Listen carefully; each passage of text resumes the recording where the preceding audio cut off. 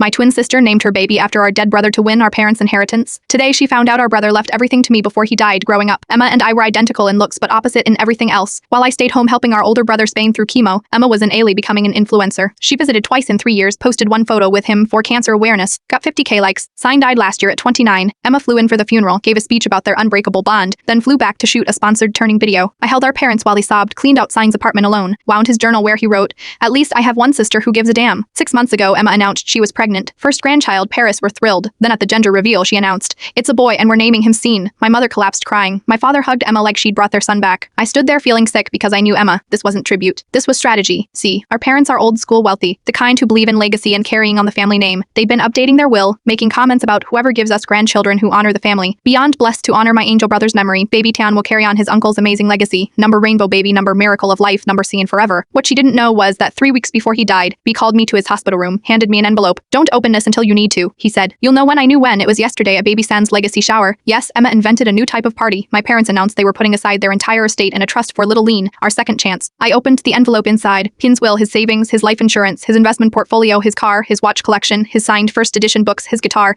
his everything all left to me. The note said, "Emma can have mom and dad's money, she'll blow it on handbags and horrible husbands anyway. Everything I worked for goes to my sister who was actually there. Don't let her name a hamster after me. Love, friend. PS. Menace." Check the attached bank statement. The bank statement showed a trust fund our grandparents had left in it. $2.8 million he never touched because he was saving it for something important. He died 2 months before, but he'd added me as beneficiary when he turned 18. I didn't say anything at the party. Let Emma gloat. Let my parents fawn over her tribute. Let her tell everyone how baby Forbes would inherit his uncle's entrepreneurial spirit. Saint was an engineer, but whatever. This morning I met with Scene's lawyer to finalize the estate transfer. That's when I learned the best part. Tin had been quietly buying shares in our dad's company for years. I now own 31% of it. Guess who owns 30%? Dad. Guess who was promised 20% when baby Scene turns 18? Emma. Emma called an hour ago screaming fraternally. The lawyer CC'd our parents on the estate documentation. They saw everything. English journal entry about Emma being a vulture in designer shoes. "UKW?" she shrieked. "You let me name my baby after him knowing you did everything?" Said it was morbid. You said I was jealous. I'll contest the will. With what grounds? That you were too busy taking Galay to visit your dying brother? Mom and dad will cut you off. They can't. I control dad's company now. But hey, at least you have their trust fund for little Sendy,